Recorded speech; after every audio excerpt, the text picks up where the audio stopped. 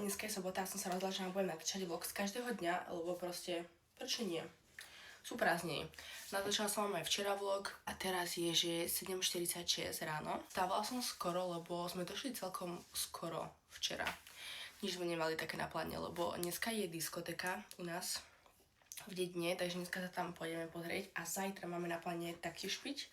Zajtra asi najviac.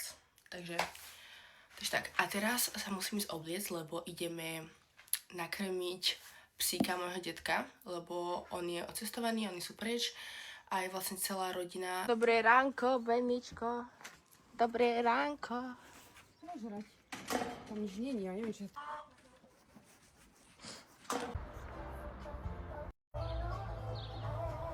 Kávičku som im spravila.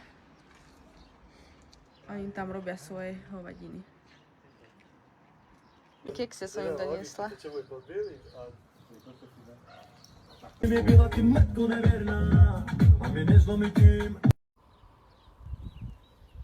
Ideme pozerať hokej ku kamarátke a potom uvidíme, že čo.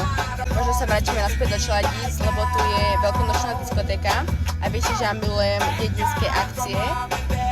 Alebo zostaneme u kamarátky ešte. Uvidíme. Jaj, bohatstvo. Hovorili špice, že máme za nás to broký. Máš mať 655 000.